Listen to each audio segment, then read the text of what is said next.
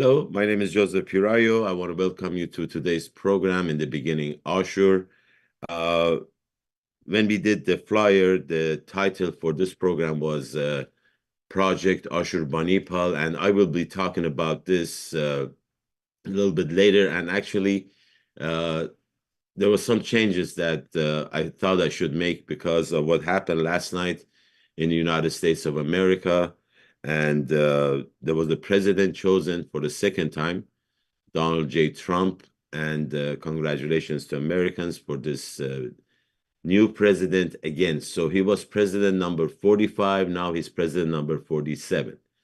So President Trump, that will be sworn in January, is not the first president that, what they call it, became president twice. Before him, there was this gentleman called Grover Cleveland. I think we have his photo. Grover Cleveland was the I believe, 22nd and 24th president. So this is not the first time that a person becomes president twice in the United States of America. And the reason I changed that, not that changed that, I made some adjustment to the original program that I had because I saw some similarities here between, well, US, I still believe is a superpower or one of the two or three great superpowers in the world. You know, people say China, Russia, even Great Britain. These are the superpowers that we know. But when we compare to Ashur Empire, because we at that time when we had our empire, we were a superpower too. We are like, even when the archaeology started in the region that, Ashur empire was in the north of Iraq of today and all these other areas, they found out about the one of the greatest. And uh, I was looking at the similarities between these two former empire and current empire and how they are doing things now in this empire, if there is a similarity with what was going on over 26, 27, 2800 years ago. So January 22nd, 20th in what they call it, what will happen is that the new president or the new former president will take an oath. I don't know if you have that photo of the president taking an oath. Uh, but yes, so on January 20th, he will take an oath of office, and it's very simple, that process. All he's going to do is going to say his name. I do solemnly swear or affirm that I will faithfully execute the office of President of the United States and will, to the best of my ability, preserve, protect, and defend the Constitution of the United States. Help me God. I think that was added later, or is it now? Doesn't matter. So he takes an oath to preserve, protect, and defend the Constitution. So the nation is built on the Constitution, and whoever takes over as the president has to take an oath that they will protect, preserve, and defend it. And I was thinking back in our time when Ashurbanipal became king. Uh, I think we have the dates on that. I took some of these photos from my thing or Wikipedia. If you can show this photo with the information they have about Ashurbanipal, they don't know when he was born, but the information they have about him is that he was the king from 669 BC to 631 BC. So we're looking at 38 years, and that's what it says in the in the article that they have about Ashurbanipal. So I was thinking when he became king, like, did he take an oath, or what was it that it happened and he became king because he was the son of what we have here? It says Sarhadun was his father. He was one of his Sarhadun's favorite sons. So when you take over as a king, and the history tells us, I ordered the book, but I haven't received it, so I'll show it to you next program. When British Museum, they had like, I can't believe it's almost 6 years ago, they did a program called uh, I Am Ashurbanipal, the King of the World, and they had these displays even more because they have so much artifacts, statues that they were taking from our when they did the excavations in Ashur, I should say, our homeland, and they brought them to British Museum. 6 years ago, they had a great display, and somebody other than us, Ashuris, made that statement. I am Ashurbanipal, the king of the world, and they had all the displays, as I said, beautiful. I think it was like for like 2, 3 months. They had shows, they had customs. Our people from Europe, they went there, and it was a great like introduction for some people. Some people know us mostly by the name Assyrian. So anyway, so what's the thing that I was thinking about here is that Ashurbanipal became king of an empire, right? Now, when United States started, what we see now from back when they started 1776, they started with 13 colonies. And in 1776, there was this revolution. And can we show the next one, the photo, so I can, the states, the first couple of states, is that the one that we have? Delaware and Pennsylvania. So I want to thank Wikipedia for providing that information. I didn't have to do, and of course, Google that I searched it. So why I'm bringing this up? Today we have United States, and the term is United States, and they are United States of America. So they are united under one name. And they started slow. Today we have 50 states. Back when they started, it was 13 states. And Delaware and Pennsylvania, they were the first two. And the dates, as you can see, Delaware was admitted, even though the revolution started 1776. As you can see, it took 11 years for them to pass these statehoods for this. And the first state that became state was Delaware, December 7th, 1787. Then Pennsylvania, 5 days later, and it continues. Then the next photo is the last three states that they were admitted to this country, to this United States, I guess. Arizona, believe it or not, it was not that long ago, 1912, a little bit over 100 years ago.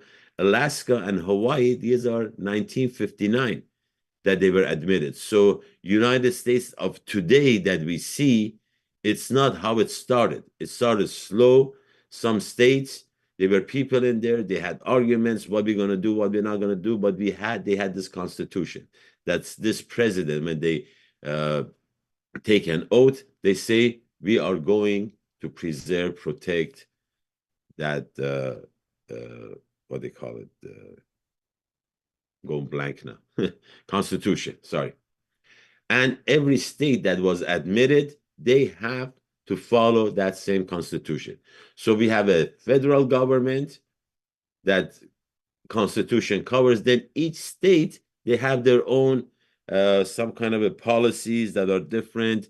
There's some that are nowadays are liberals, some are conservative, some they have like different ethnicities, colors, whatever. They have like different rules regarding like maybe death penalty. They have some of them, they kill people. Some they say no, you put them in jail for the rest of their lives. We don't believe in death penalty. So these are the things that are different with these states, but they are all United States, right? Of America, united and identity. So the part I'm emphasizing is unity, identity. The identity under America, this is what they have been united together. Do they agree on everything? Of course not. You should have seen what was going on with this election. One side and the other side, they were like, you know, I don't know. I don't want to take sides on either way. But the thing was that each side was saying the other one is not good, the other one is not experienced, or the other one is evil. This is what this United States is under the identity that united doesn't mean that you agree everyone on everything together. So that's what makes this state, United States, something of like phenomenal. Like it's amazing. Like, okay, when the 50 states, they had certain time that these voting would finish, and before, like Texas, the moment Texas finished, automatically that's Republican. Even the votes were not counted because the history has told us the people that live in that specific state vote Republican. Same thing with New York and California, the states. The moment they close the voting, boom, blue. And they have electoral votes. Each state, depending on the population of the state, they get certain number of electoral votes, and depending on the two candidates that they were running, who is going to get the states with the numbers added up to 270, which happened to Trump. He won, and then he's going to take that oath of office. So the unity started slowly with 13 states. Now we have 50. Now, can we show the map of United States with all the states together? I forgot about that part. So you see all these states at the bottom. If you remember, Alaska and Hawaii, these are the last two that joined the Union, they call it, 1959. So what I'm trying to see is that from nothing, people got together, they worked, 13 colonies. I don't want to go through too much of the history of the United States because that's not my plan. But from 1776 to today, we see what has happened. 13 colonies became states. 13 states moved, became 50 states. And United States is a superpower. That's what's comparable to Ashur Empire, right? So we go back to the Ashur Empire of, I was looking for maps to show the territories or the areas, and depending on who was the king at one time, they would give us the maps of the Assyrian Empire, some bigger, some smaller. So, sorry, Ashur Empire of that time covered these areas that today we call Iran, Iraq, part of Turkey, Syria, Lebanon, Israel, Egypt, right? Or Palestine, sorry, I don't know, doesn't matter. These are the United Nations countries that are accepted, regardless. So we were kind of united because the territory would move around, but the part that the capital city, the last capital city of the Ashur Empire was Nineveh. So that's the central. So after Ashurbanipal, there was the decline. Boom. Next thing, there is no more Ashur. Babylonians, Medians, everybody comes in and they destroy Nineveh. They get rid of the kings. Ashur Empire finished. Right? So there was no states. We didn't have our own land. Well, not that our land changed to somebody else's name, became Babylon, the Babylon Empire. After Babylon becomes Persian Empire, then becomes Greek Empire, then becomes another Persian or Arab Caliphate. All of these happen.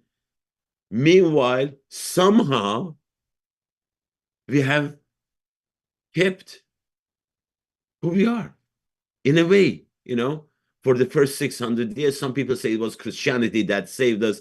Well, before Christianity, because between Ashur and the Christianity, we look at 600 some years. So what happened to us? Somehow our culture, our zeal for keeping our name and language was so strong that when Christianity came and we started translating these words of Bible into our language and becoming like known more to the world of who we are, but still we didn't lose our identity, right? Because if we had lost, we wouldn't be here doing a program on Assyria TV, right? Somehow, somewhere, we were able to maintain that. Miracle, I believe it's a miracle with all the things that is happening. So, okay, Ashur Empire was like that, right? And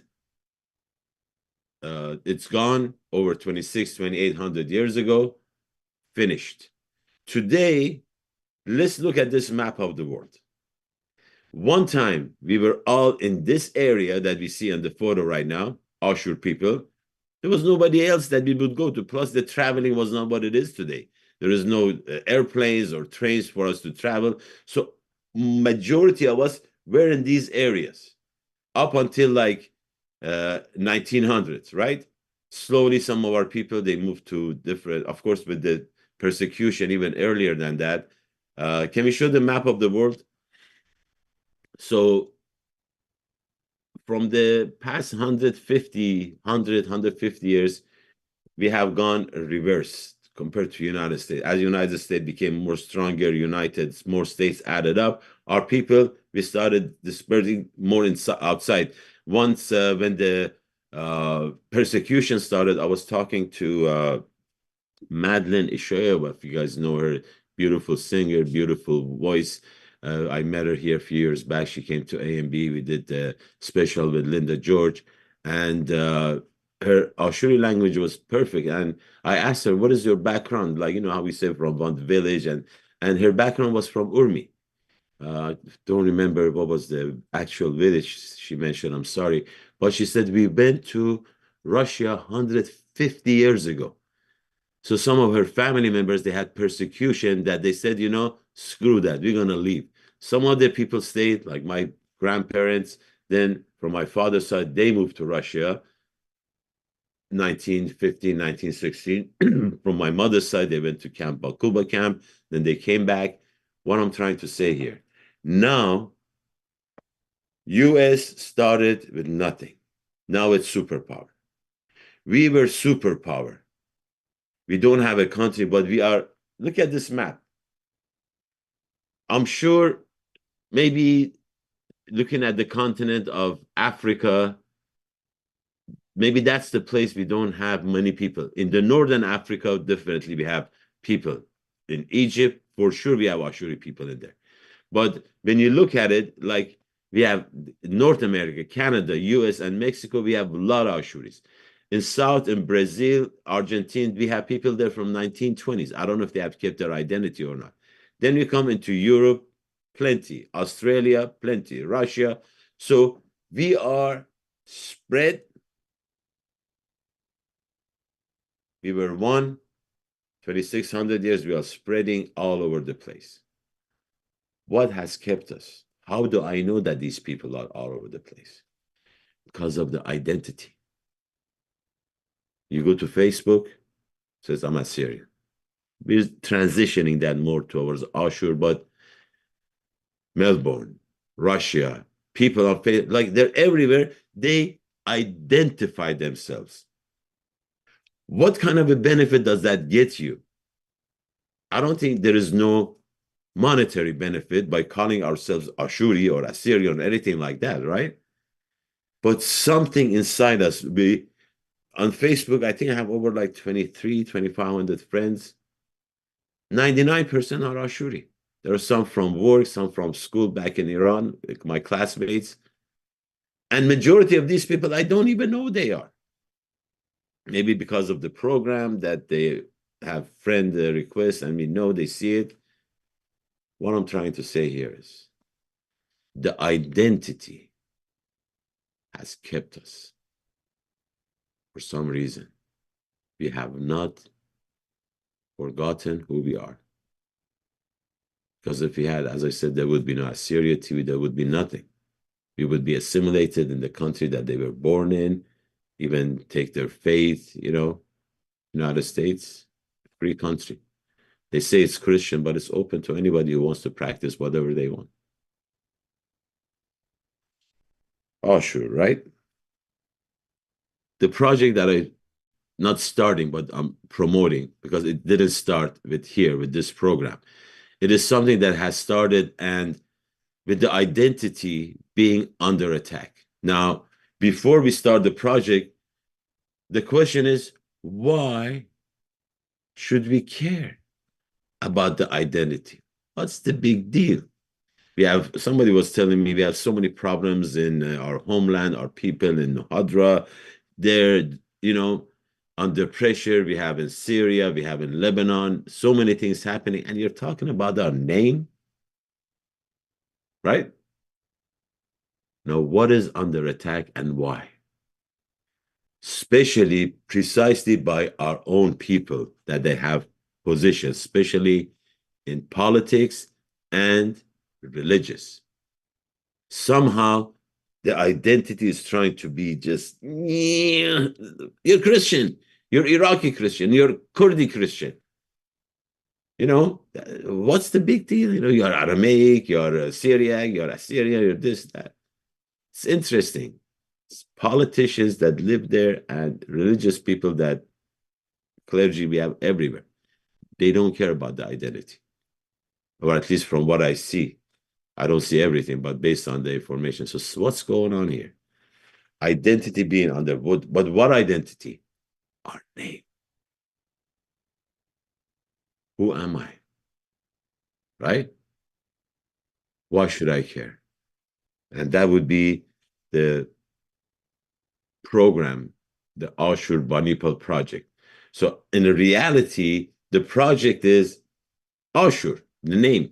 But the reason I put it Ashurbanipal project, because when you talk to our so-called academics and our own people, they say, oh, all these different names are acceptable because when you look back in history, well, the Greeks called us this, and the Turks called us this, and the Arabs called us this, and the Kurds called us this and that, this and that. So these are the names that we've been called. So academically, it's accepted. That's the difference, as long as they know, who we are. But that is not our name, right?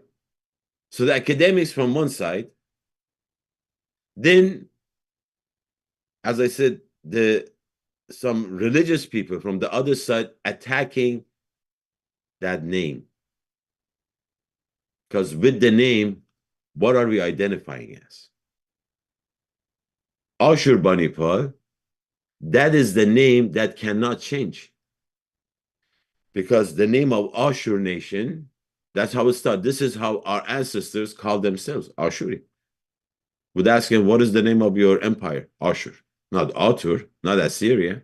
These are not the names that are original founders of that empire, nation, country, whatever you want to call it. That's what they call themselves. So when I use Ashurbanipal, because nobody is going to call Ashurbanipal Aturbanipal. Assyria Banipal, because that is his name. They cannot change his name, but they're changing the name of the nation, the name of the country, the name of the empire, the name that we are known, and it's a name. When I look at the Bible, it's a holy name. God tells Moses, Ahia Ashur Chaya. I am the living creator. And we are protectors, if you want to call it, or keepers, or whatever the terminology is. My brain's kind of going black in that side because I'm getting kind of excited. Like, we have a name and this under attack. So when you say Ashurbanipal project, nobody can mess with it. I say Ashur, they say, oh, academically we have different names, you're going to accept it. I'm not going to accept that. You know why? Because that's not my name. And that's just basically it. That's the name, Ashurbanipal project. We'll be talking, I'll bring resources, I'll share information with you. It's up to you. See, United States started with nothing, with individuals, people that they cared. When they came to this country from Europe, they had a place. And they saw these British ruling, British, right? Remember what they did to us? Backstabbed us. England, British, and United States. US kicked them out, even though most of those people were born in that land. They said, we want to be free, our own place. That's why we are a superpower here in the United States. I don't know for how long, but that's a different story. We started small, we became a superpower. They took control, they destroyed the empire, but we are still here. How do I know? I mean, I don't know if you believe in these, but let's finish with this. Can we show that? My favorite verse, one of my favorite verses from the Bible, right? The day of the Lord. Isaiah 19, 23, 25. In that day shall there be a highway out of Egypt to Ashur. We should change that someday. And the Ashur shall come. I should have put the, what is that? The Jewish Bible. Because in the Jewish Bible, I forgot to tell, the Jewish Bible is the only Bible I know that is translated in English and the only Bible that uses the word Ashur. I shared that with you a couple of programs ago. Anyway, the Assyrians, call it as it is. The Assyrians shall come into Egypt, and the Egyptians into Assyria, and the Egyptians shall serve with Assyrians. In that day shall Israel be the third with Egypt and Assyria, even a blessing in the middle of the land, whom the Lord of hosts shall bless, saying, and the blessing applies to all three. Blessed be Egypt, my people, blessed be Assyria, the work of my hands, and blessed be Israel, my inheritance. Still here. It's up to us, individuals. If you're expecting an Ashurbanipal to rise right now, you can't. Until then, every one of us is Ashurbanipal, every one of us is Queen Shamiran. And with that, we shall finish Chaya Ashur, Ahaya Ashur Chaya, Mabkhila Sheikhani. Thank you and see you next program. Goodbye. Sheikhani.